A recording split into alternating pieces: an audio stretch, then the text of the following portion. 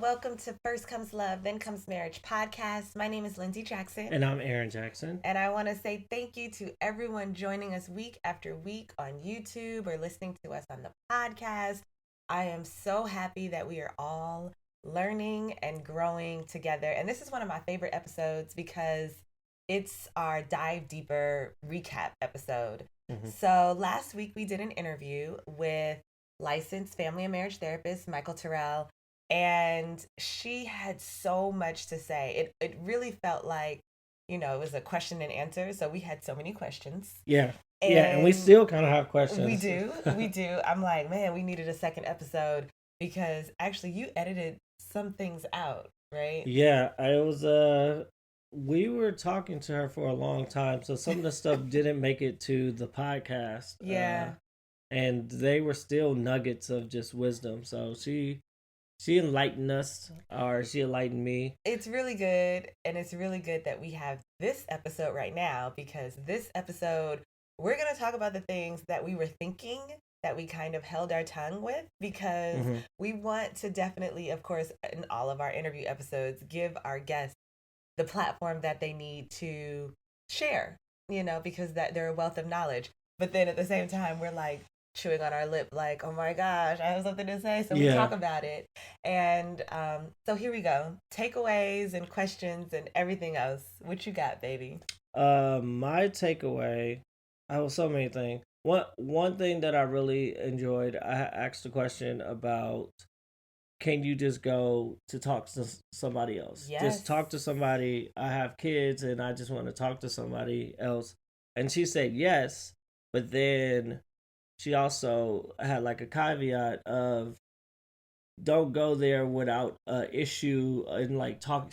I guess she was like talking about the weather. Like, you went through some deep stuff with your therapist, and then you're going to your therapist, and now you're just talking about like, oh, the Lakers won last night or something like that, and the therapist is like, okay, now you're just using me as a crutch. She said that, and I thought that was interesting, because sometimes I feel like people just need somebody to talk to, and that line will get blurred really fast. When I feel like if somebody is feeling the need, even like in relationships, they're like, oh, if your wife's not feeling the need, another woman will, type of thing. Yes. And so people get jumbled. Their mind gets mistaken for what it is, right? So you're thinking this therapist is your best friend because it's the person that you're talking to, but actually this person is working to help you get through whatever it is. And so that was an interesting thing. I can see how people can manipulate in their mind what the relationship is. And when she was talking about that, two things I got. One, she said, your therapist is not your friend. And so we kind of went into this conversation with like, what's a therapist? What's the difference between a therapist, a psychiatrist, a coach?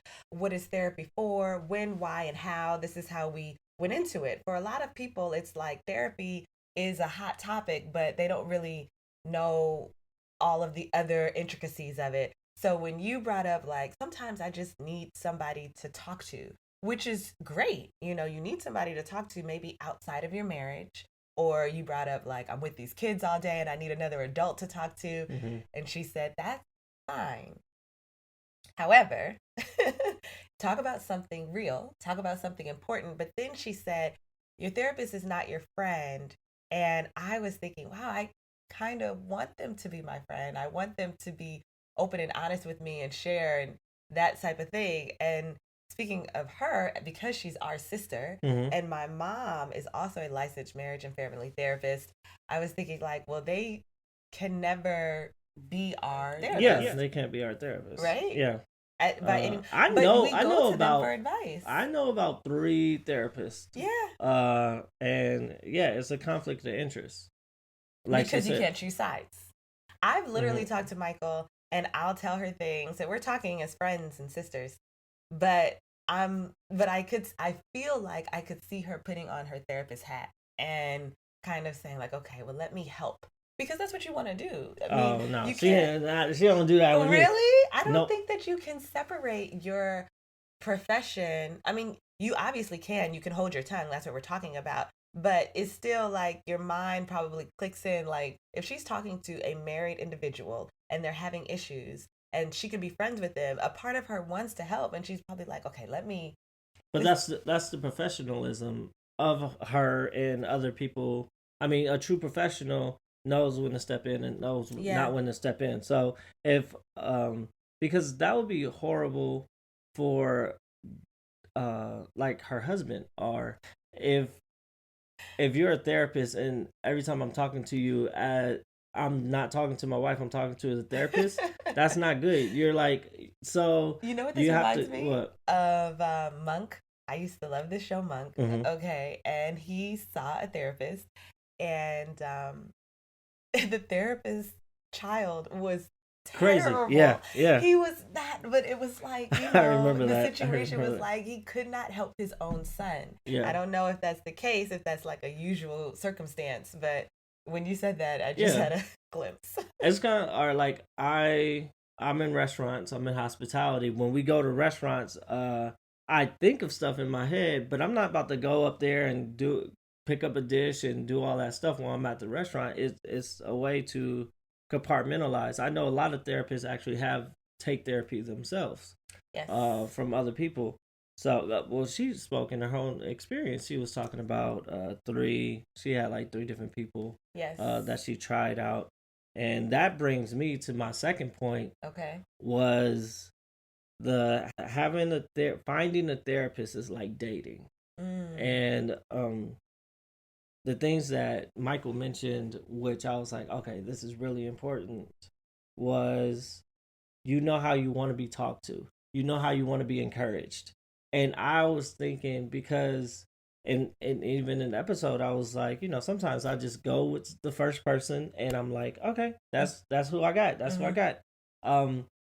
But no, there are certain ways that I like to be talked to. There are certain ways that I like to be encouraged. And no one knows me better than me. You're very specific with that, because you've told me many times, like, I don't respond to that type of encouragement. Yes. Not everyone responds to get up, you know, that type of thing. Or not everyone responds to like soft, gentle movement. It depends on who you are. And so, just like what you're saying, you said the thing about how you like massages. Yeah. You thought that you just did not like massages across the board. Yeah. You went to 3 different ones and you were like, you know what, I just don't like it. But you needed to try different ones to realize, you know what, I don't like pressure massages. I don't like Thai massages. I actually like soft, gentle, oil, back rubs, put me to sleep massages. And that, now that you know, we can go to spas together again. You know, like we can communicate in a different way because you kept trying. And that's the thing about therapy. She's like, it does take a lot, which is why her point was, don't wait until you need therapy to or find a therapist, because then you need it and you're looking for someone, and maybe this one doesn't work and that one doesn't sit well and this timing doesn't happen and your schedules don't align. But why don't you look for someone, and then maybe you don't need them weekly. You know what she said, you know, maybe you need them monthly or whatever it is. And that was a good point. Yeah, those were a couple of my, just right off the bat, I remembered it. And since we are a dating podcast, relationship podcast, and we were talking with Emily McKnight about dating, and then we had Pastor Jordan on, which was about premarital. Another thing that she said, she was like, premarital counseling is very important to her personally, and as a therapist, as an expert, she was like, that was an important step when finding somebody, because knowing that person that you're getting involved with, how to talk to them, how not to talk to them, because like I like female dentists because I feel like they're gentler. But other people might like, and like you like a male masseuse because you're like, but sometimes male masseuse on you, they go lighter because they feel like they're gonna hurt you. They need to get and you want them to go in and get them muscles. And it's like preference, but sometimes, like, I might go to a female dentist and she might be horrible, right? And she might be not what I'm thinking about. And like Michael was talking, she was like, yeah, I went to a black female therapist and it wasn't a right fit. Mm-hmm. And so I feel like it is important to find the fit, but you have to know that in the end run, it's important to Yeah. find the and keep going to Keep find the right trying. person. Yeah, keep trying, which is the hardest thing I feel when it comes to stuff like that, because with me, going to therapy means that I am in a situation where I'm either hurting or I'm anxious, or like Yeah. there's big feelings, and so me looking for somebody and getting that let down, um, is disappointing, and it's hard to continue to find something, search for something. So I would say another thing is just keep trying when it comes to finding the right fit when it comes to a therapist. That's good. And just when you were saying, I was thinking it might be doubly hard when we're talking about like a marriage therapist because both of you now have to agree that this person is a good fit. Mm-hmm. Like, it's one thing to say, I need a therapist and I'm searching for one. And it's another to be like, okay, well, both of us, we're going together. And the therapist is for the family, yes, but we both need to be comfortable with this person, Yes. male, female, whatever, that sort of thing. So that's a good point. Speaking of family therapy and couples therapy, this is exclusive. This was not in the last podcast, but Michael was talking about couples therapy and how most couples that she, in her experience, the couples that are going to therapy end up in divorce. And I was thinking about the outcome, like of what therapy does. And I'm hoping that the outcome is what I think would be positive or whatever it is that I want. So if we're going in it for like the betterment of our marriage, I would hope that therapy doesn't lead to separation or divorce.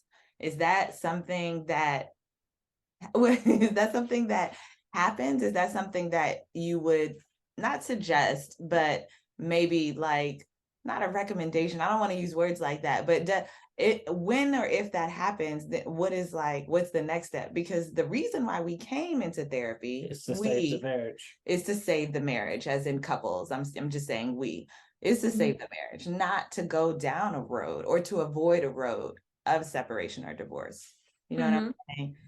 Yeah, and the truth of the matter is a lot of times, even seeing a couples therapist, it does end in divorce because a lot of time people almost seek the couples therapist too late after damage has already been done, right? So there's some damage that, it can be worked through and other stuff that is more difficult.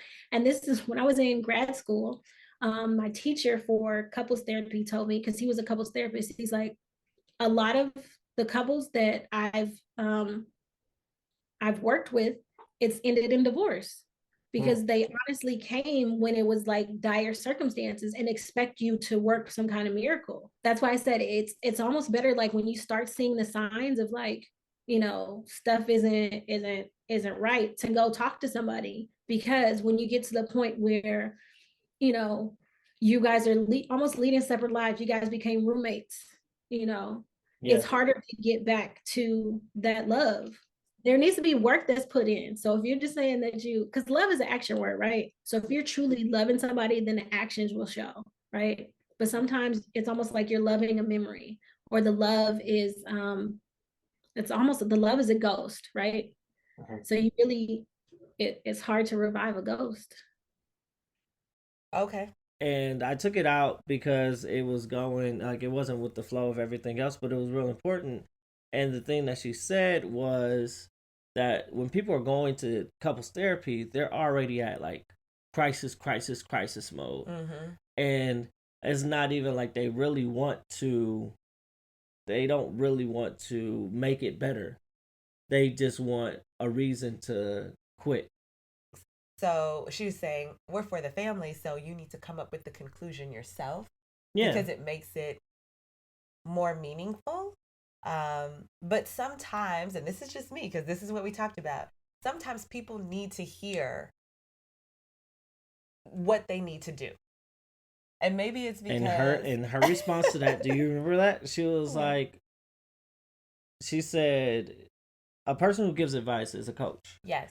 And if you're looking for solutions, they don't know our relationship. Nobody, and we say this all the time. Nobody knows our relationship like us. And it's funny because sometimes I talk to people about Lindsey, and they will have an advice on a gift idea or a date idea, and it will be so horrible because they have no idea what Lindsey likes and dislikes, and like people know that Lindsey likes chocolate, but if you really know her, she likes baked chocolate. She like bakes goods. She's not. If you give her like a chocolate bar, she's gonna say thank you and be polite.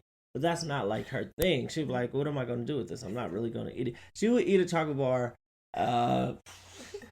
in the most dire of situations. I mean, it must be like a 2-show Saturday. There's no food. There's no money in the account. She needs something to pick her up. She'll eat chocolate, but if you give her a chocolate chip cookie, like that's different. Like ours just going like, oh, if somebody was like, oh, give her sweets. Lindsey doesn't like candy like that, and they know your version of me. They know what you present me as, and that's not the whole picture. It's not the whole picture. Whole story. And so you're going to a therapist and be like, okay, this is the relationship. Yeah. Oh, he never wakes up in the morning, and I'm with the kids and I'm doing all this, and so this person is giving advice, but they're only giving advice from the perspective that they have, not the perspective of the whole family, because your perspective might be different from mine. Might be like it's a lot of. And I realized when talking to Michael, there's a lot of like, you have to go deeper and deeper and deeper. Why is he sleeping later? Did he stay up late last night? Oh, because he works late. Why is he working late? Because you're in debt. Why are you in debt? Because of the money spending habits. Like it could go deeper and deeper. And so it can't, going to, I just need this quick solution, can be detrimental. It's just like, okay, she's right, do this, and then now the husband is harboring something and it ends in divorce. Instead of like going down the, cause and effect of things. Welcome to the Am I Wrong segment of First Comes Love, Then Comes Marriage podcast. This is the part of the podcast where I give you a situation and you let me know if I'm in the wrong or if Lindsey is in the wrong. So we have this podcast, we have a laptop, and this laptop that we have, I edit the podcast, and it's connected to her phone. Like it's an Apple, so it's connected to like everything in her like phone. It's basically like a big version of her phone. So what I've been doing is I've been sending her notes in her notes app, and Lindsey is very organized in it. I didn't know this about her, but she's very organized in her notes app on her phone. And I'll just type something, like I'll have an idea and I'll just type it instead of like sending her a text or anything. And the other day she was like, are you messing with my notes? And I didn't see a problem with it because it was basically just, me sending a nice little notes or a reminder to myself, or like my reminders to myself is to Lindsey, like, hey, can you remind me to do something? And I just want to know, is it an invasion of privacy? Is that like her thing? Even though I do have access to this laptop, how do you feel about, because she was like, oh, it's sloppy now. My notes are sloppy. And I'm like, what? I just put a note in there.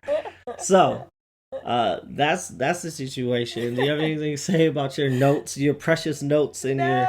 Okay. Yes, that's the thing. And the bigger question is like, why do we only have one laptop? I think we just need to start upgrading, but that's for a later date. No, the great thing about us is that we do share everything. Mm-hmm. So we share pictures, we share notes, we share everything. Nothing is secret in our relationship. And so I'm okay with him viewing the notes. So let me start there. He can view them and he can read all of them because, like I said, I have no secrets. But altering my notes, like I am very meticulous and organized, and I have to be this way because our schedule is tight.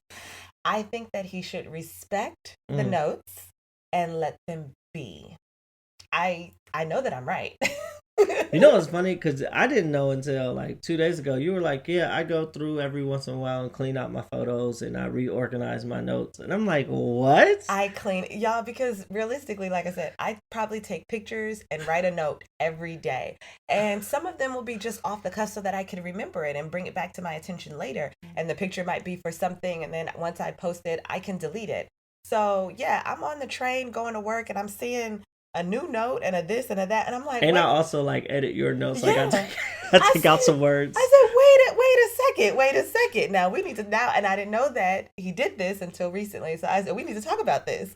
So the best thing to do would be to leave my notes as is, and if you just want to read them, go ahead and read them, and maybe if you want, add a separate note that's like suggestions or whatever it is you want to tell me. All right, so you can let me know if I'm wrong or if Lindsay is wrong. She just let me have free reign since we already share everything else. No. You can call the voicemail at 412-LOVE-POD. That's 412-568-3763. You can DM us on Instagram or TikTok, First Comes Love, TCM. You can also email us, let's talk, at firstcomeslovethenComesMarriage.com. Welcome back. We are still diving deeper into the episode about therapy. And I want to say the biggest takeaway that I got, because I love analogies. And when it speaks to me, I'm like, it's like a light bulb goes off. This is how I learn too, when there's a comparison. And especially that has to do with the body. She compared therapy to someone who has been walking with a limp. And because I said, well, you know, if you go to therapy, say you're going and nothing is the matter, but then you're uncovering things that are the matter, isn't that making it worse? Because I'm like, you coming up with problems. Yeah, you're coming up with something. I'm living with it. I'm fine with it. I pick up stuff off the floor every day and I'm okay with it, you know. But then she said, okay, if it was an issue number one, it wouldn't be brought up. And also, just because someone is walking with a limp and they're used to walking this way doesn't mean it's good. Maybe they just need to be aware and addressed it. And then they're say, okay, you know what? There's a better way of walking. There's a better way to do this. And then you're relieved. That burden is left off of you. And I was like, what? Okay. You just said something to me, because I am used to doing things a certain way, especially as a dancer. And I'm okay with it because I'm like, okay, well, that's just the way it has to be. My Achilles is tight on my right side. I'm okay with it. Would I like it to not be tight? Yes, but I'm okay with it. And then she said that, I said, you're right. I don't have to live this way. And that is therapy. Yeah, I think the key word for me is healing.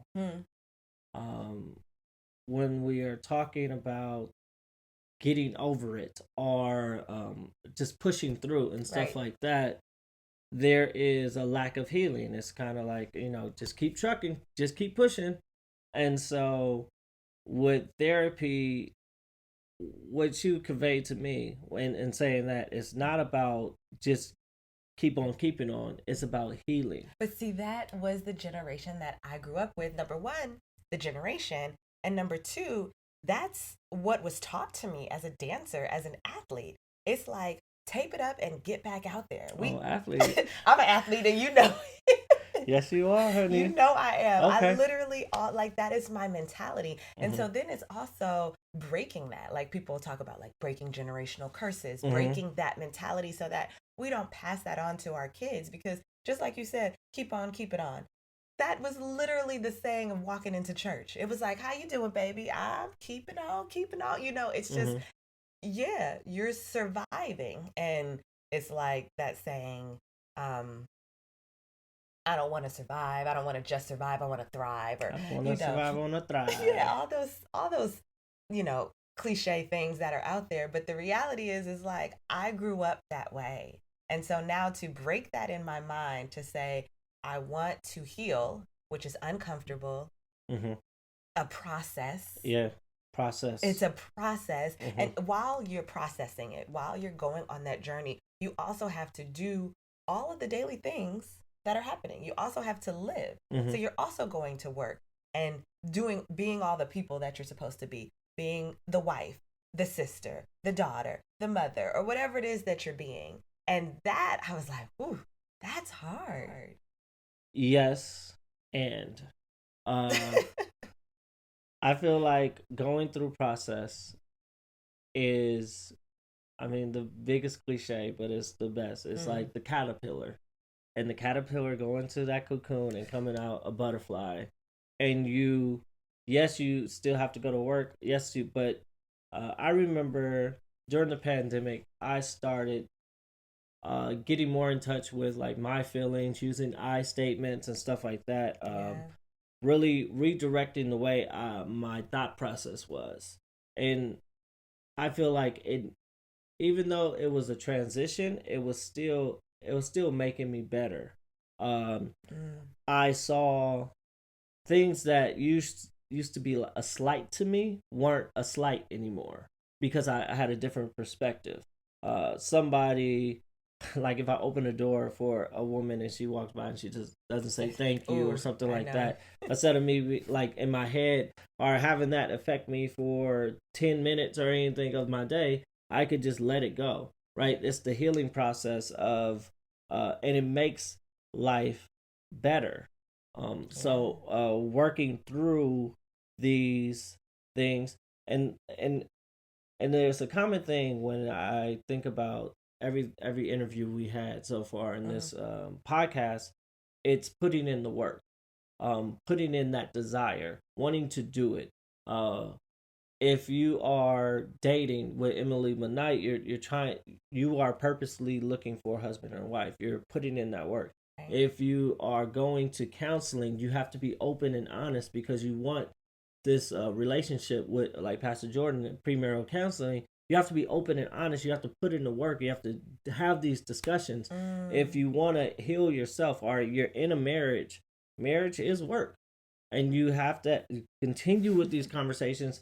And also you have to do things that are uncomfortable, like going to therapy, which like the one thing that I feel about therapy that is kind of like, is like, oh, I might have a problem. That just for me to admit that, the vulnerability of that, like, oh, something might be wrong. I might have to go. Even that thought is kind of like, I don't want to admit a flaw in me. Yeah. And so putting in the work and having the self-awareness to be like, oh, okay, let me seek help for something. Asking for help. You talked about it all the time. Lindsey, I don't want to speak for you, so I'm not. No, it's okay. But I do not.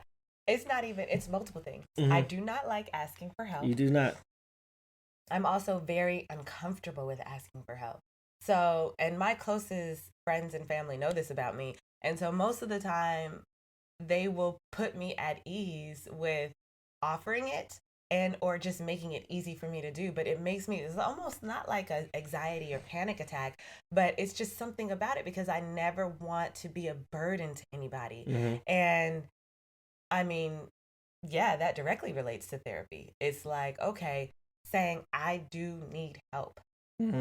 And therapy has become popular, but the process of it is still not. Yeah. So that process of being vulnerable and crying and really actually doing the work, like you said, that's not highlighted on social media. No. That's everybody's like therapy, and I went to my therapist on Tuesday. We talked about this, like, and he told me that I need to, and it's like that other side. So it's always, you get the other side version of everything. So it's like, okay, when a relationship is struggling, you're not going to talk about it while it's happening. You're going to talk about it when you get to the other side. And that's good. That's okay. But you have to remember there was work. The process. There was a process that was put into it before. Like how you were talking about the things that you realize you can talk about now. And I said this, I was like, wow, I just stepped into this place where I am willing to talk about things and be able to say, okay, you know what?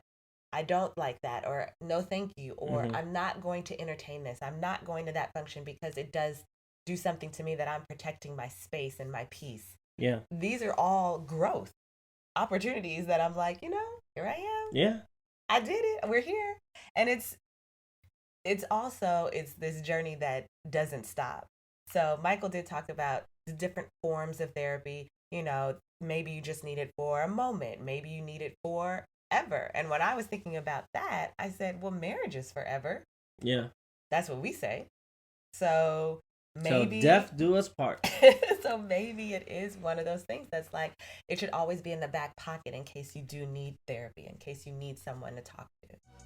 Thank you for joining us on this recap episode, and I'm so happy that we were able to dive a little bit deeper. If you have anything that you want to share, give us feedback about. Feedback is so important. That's why we're always asking for it, because we want to grow as well as help you to grow. So please reach out to us on Instagram or TikTok. First Comes Love, TCM. You can call our voicemail at 412-LOVE-POD. That is 412-568-3763. Or you can email us. Let's talk at firstcomeslovethenComesMarriage.com. See you next Friday.